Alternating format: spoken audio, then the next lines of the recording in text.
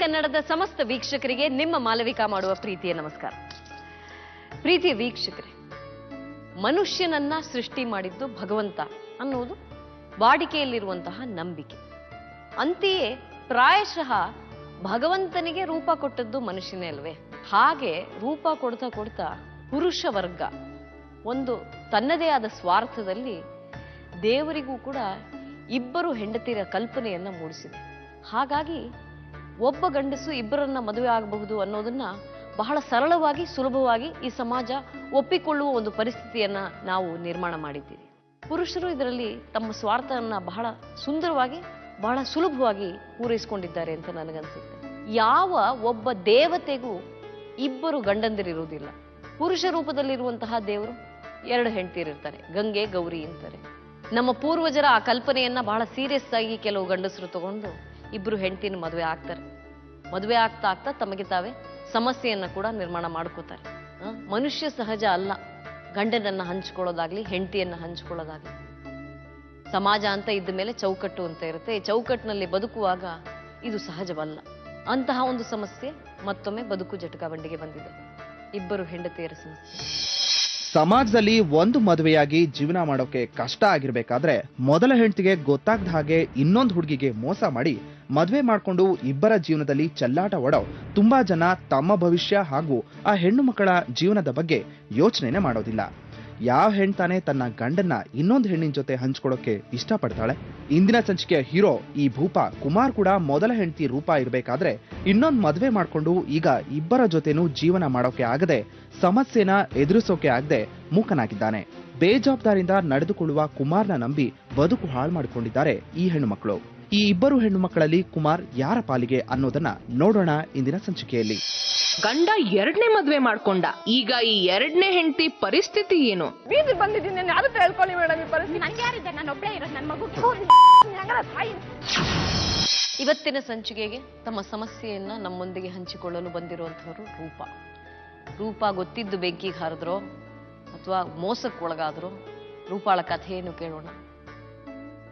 ಆದ್ರೆ ಒಂದು ವಿಚಾರವನ್ನ ನಾನು ಪ್ರಾರಂಭದಲ್ಲೇ ಸ್ಪಷ್ಟಪಡಿಸೋದಕ್ಕೆ ಇಷ್ಟಪಡ್ತೀನಿ. ಪ್ರಾಯಶಃ ಈ 300ಕ್ಕೂ ಹೆಚ್ಚಿನ ಸಂಚಿಕೆಗಳಲ್ಲಿ ನಾನು 100 ಬಾರಿ ಪದೇ ಪದೇ ಈ ವಿಚಾರವನ್ನ ಹೇಳಿದ್ದೀನಿ.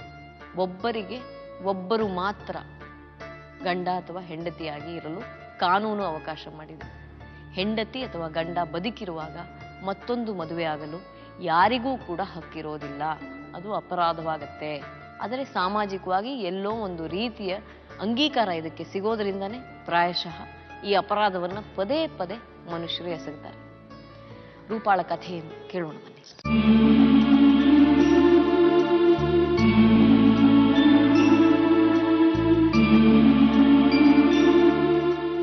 ರೂಪ ಎಲ್ಲಿಯವರಮ್ಮ? ನಾವು ಈಗ ಜಂಬೂ ಸವಾರಿ ದಿನಲ್ಲಿರೋದು ಮೇಡಮ್.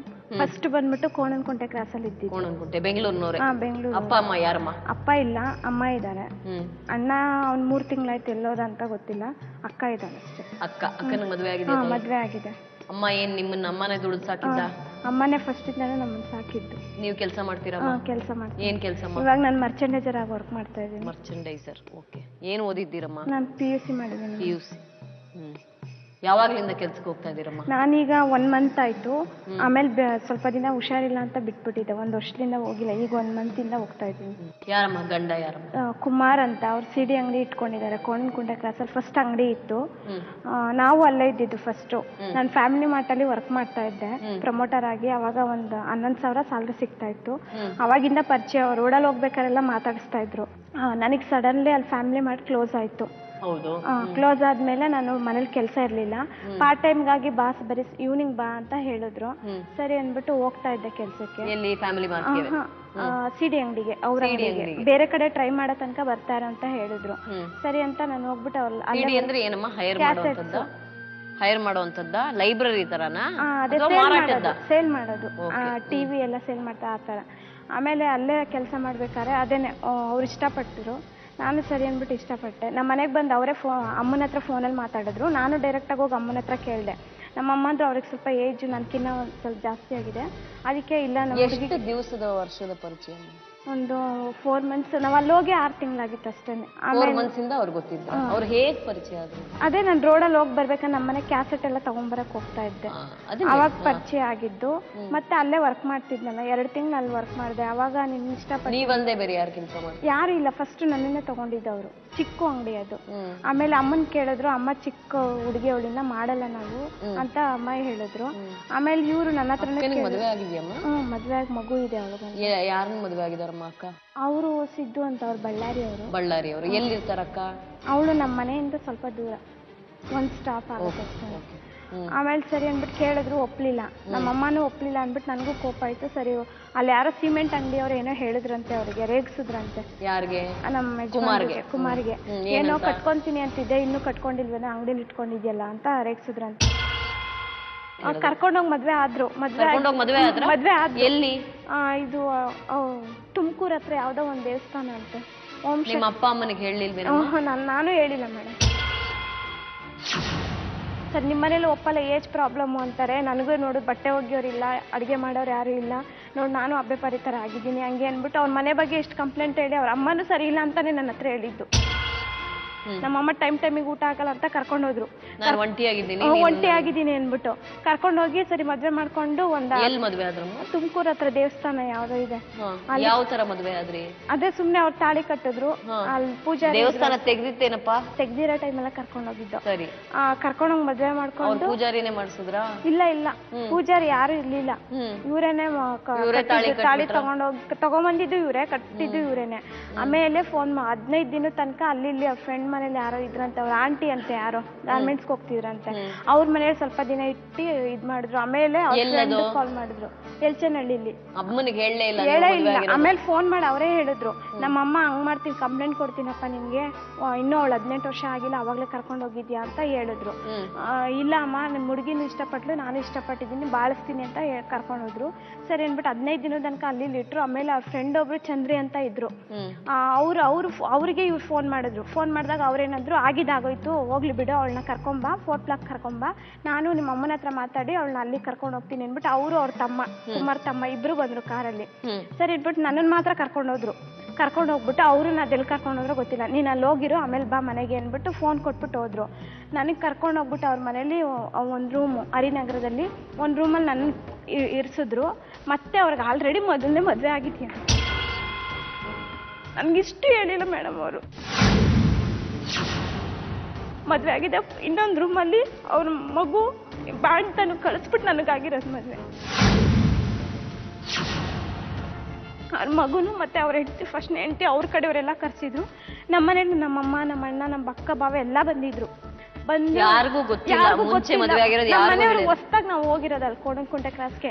ಆಮೇಲೆ ನನ್ನನ್ನು ಕೂರಿಸ್ಬಿಟ್ಟು ಮೊದಲ ಹೆಂಡತಿ ಬಂದ್ರು. ಶಾಕ್ ಆಯ್ತು ನನಗೊಂದಿಷ್ಟು ವಿಷಯ ಹೇಳಿಲ್ವಲ್ಲ ಅಂತ.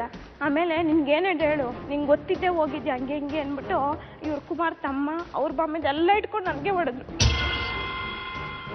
ಅವ್ರನ್ನೆಲ್ಲ ಇಟ್ಬಿಟ್ಟಿದ್ದಾರೆ, ನನಗೆ ಮಾತ್ರ ಚೆನ್ನಾಗಿ ಹೊಡೆದ್ರು. ಆಮೇಲೆ ನಮ್ಮನೆಯವರು ಏನು ಹೋಗ್ಲಿ, ಚಿಕ್ಕ ಹುಡುಗಿ ಬೇಡವಾಗಿತ್ತು, ಅವಳಿಗೆ ಮದುವೆ ಆಗಿತ್ತಂತೆ, ಆ ಹುಡುಗಿಗೆ ಅನ್ಯಾಯ ಮಾಡೋದು ಬೇಡ ಅಂದ್ಬಿಟ್ಟು ಸರಿ ನಮ್ಮ ಹುಡುಗಿ ನನಗೆ ಕಳಿಸ್ಬಿಟ್ಟು ಮನೆಗೆ ಅಂತ ನಮ್ಮ ಅಮ್ಮ ಎಲ್ಲ ಒಪ್ಕೊಂಡ್ರು.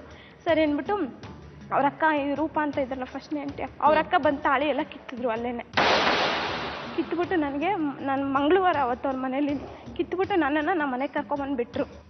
ಯಾರು ಕಿತ್ತಿದ್ದಮ್ಮ? ಅವರು ಫಸ್ಟ್ ಹೆಂಡತಿ ಅವ್ರ ಅಕ್ಕ ಅಂತೆ. ಅವ್ರ ಅಕ್ಕ, ನಾನು ಹೇಳ್ತಾ ಇದ್ದೀನಿ, ಅವನ್ನ ಡೈರೆಕ್ಟಾಗಿ ಕರೆಸಿ, ಅವನು ಇಲ್ಲಿ ಗೊತ್ತಿಲ್ಲದೆ ಮೋಸ ಮಾಡಿ ಕರ್ಕೊಂಡೋಗಿ ಅಂತ ಒಂದೇ ಒಂದು ಮಾತಾಡಿಸ್ಬಿಡಲಿಲ್ಲ. ಗೊತ್ತಿದೆ ಅಂತ ಹೇಳಿದ್ರಿಂದ ಅವನ್ನ ಮೀಟೇ ಮಾಡ್ತಿಲ್ಲ ನಮಗೆ. ಡೈರೆಕ್ಟಾಗಿ ಬಂದು ಅವರೇ ತಾಳಿ ಕಿತ್ತಾಕಿದ್ರು, ತಗೊಂಡೋಗಿ ಉಂಡಿಗೆ ಹಾಕಿದ್ರಂತೆ. ಮದುವೆನೇ ಆಗಿಲ್ಲ ಅನ್ನೋ ಥರ ಉಂಡಿಗೆ ಹಾಕಿದ್ರಂತೆ. ಆಮೇಲೆ ಚೆನ್ನಾಗಿ ಹಿಡ್ಕೊಂಡು ಹೊಡೆದ್ರು, ನನಗೂ ಗೊತ್ತಿದೆ ಅಂತ. ಆಮೇಲೆ ಏನಾಗಿದೆ, ಇವರು ಕುಮಾರ್ ಹೋಗಿದ್ದಾರೆ ಅವ್ರ ಮನೆಗೆ. ಅವ್ರಿಗೆ ಗೊತ್ತೇ ಇಲ್ಲ ಅಲ್ಲಿವರೆಗೂ ವಿಷಯ. ಗೊತ್ತಾಗಿ ಹೆಂಡತಿ ಹತ್ರ ಎಲ್ಲ ಜಗಳ ಆಡಿದ್ದಾರೆ. ಹೆಂಡತಿಗೆಲ್ಲ ಸಮಾಧಾನ ಮಾಡಿ ಮತ್ತೆ ಇನ್ನು 1 ತಿಂಗಳು ಬಿಟ್ಬಿಟ್ಟು ಬಂದರು. ಅಷ್ಟರೊಳಗೆ ನಮ್ಮ ಅಣ್ಣ ಕುಡ್ದು ಬರೋದು, ನೈಟಲ್ಲಿ ನನ್ನನ್ನು ಹೊರಗಡೆ ಹಾಕೋದು, ಹಂಗೆ ಟಾರ್ಚರ್ ಕೊಟ್ಟ. ಇವರು ಒಂದಿನ ಬಂದರು ಬೈಕಲ್ಲಿ, ಫ್ರೆಂಡ್ನ ಕರ್ಕೊಂಬಂದ್ರು, ಚಂದ್ರೇನನ್ನು ಕರ್ಕೊಂಬಂದಿದ್ನಲ್ಲ ಅವನ್ನೇ ಕರ್ಕೊಂಬಂದ್ಬಿಟ್ಟು ಅವಳಿಗೆಲ್ಲ ಒಪ್ಸಿದ್ದೀನಿ ನಾನು. ಅಂದಿದ್ದಕ್ಕೆ ನಾನು ಕೇಳಿದೆ, ಫಸ್ಟೇ ಹೇಳ್ಬೇಕಾಗಿತ್ತಲ್ವ ಅಂದಿದ್ದಕ್ಕೆ. ಅವಳೇ ಬಂದಿದ್ದು, ಗಾರ್ಮೆಂಟ್ಸಲ್ಲಿ ಲವ್ ಮಾಡ್ತಿದ್ರಂತೆ, ನಂಗೆ ಇಷ್ಟ ಇಲ್ಲ, 50,000 ದುಡ್ಡು ಒಡವೆಲ್ಲ ಎತ್ಕೊಂಡು ಬಂದು, ನನ್ನ ಮದುವೆ ಆಗಿಲ್ಲ ಅಂದರೆ ನಾನು ಸುಸೈಡ್ ಮಾಡ್ಕೊತೀನಿ ಅಂತ ಎದುರಿಸಿದ್ಲು. ನನಗಿಷ್ಟನೇ ಇಲ್ಲ, ಆಗಿದ್ದಾಗೋಯ್ತು, ಇಬ್ಬರೂ ನೋಡ್ಕೊತೀನಿ ಅಂದ್ಬಿಟ್ಟು ಅವ್ರ ಹೆಂಡತಿ ಹತ್ರ ಮಾತಾಡಿದ್ದೀನಿ ಅಂದ್ಬಿಟ್ಟು ಒಂದು ಸೌದಾಮಿನಿಯಲ್ಲಿ ಮನೆ ಮಾಡಿದ್ರಂತೆ. ಅಲ್ಲಿ ಕರ್ಕೊಂಡೋಗ್ಬಿಟ್ಟು ನನ್ನನ್ನು ಬೆಳಗ್ಗೆ ಬಿಟ್ರು. ನಮ್ಮ ಅಮ್ಮನ ಹತ್ರ ಮಾತಾಡಿ. ನಮ್ಮಮ್ಮ ನಾವು ಬರ್ತೀವಿ ಅಂದ್ರೆ ಇಲ್ಲ ಆಂಟಿ ಬೇಡ, ನಾನು ಫಸ್ಟ್ ಅಲ್ಲಿ ಮಾತಾಡ್ತೀನಿ ಅಂದ್ಬಿಟ್ಟು ಅವಳನ್ನ ಸಾಯಂಕಾಲ ಪಾಪುನು ಅವ್ರನ್ನ ಇಬ್ಬರನ್ನು ಕರ್ಕೊಂಬಂದ್ಬಿಟ್ಟು ಒಂದು ರೂಮಲ್ಲಿ ಇತ್ತು. ಅವಳು ಅಂದ್ರು ಸರಿ ಆಗೋಯ್ತು, ಇನ್ನು ತಲೆ ಕೆಡ್ಸ್ಕೊಂಡೆ, ಫಸ್ಟ್ ಯಾರನ್ನ ಲವ್ ಮಾಡ್ತಿದ್ರಂತೆ ಪುಷ್ಪ ಅಂತ, ಆ ಹುಡುಗಿಗೆ ಆ ಹುಡುಗಿ ಬಿಟ್ಟೋದು ಅಂದ್ಬಿಟ್ಟು ಇವ್ರು ನಿದ್ದೆ ಮಾತ್ರ ಎಲ್ಲ ನುಂಗಿದ್ರಂತೆ. ಜಟಕ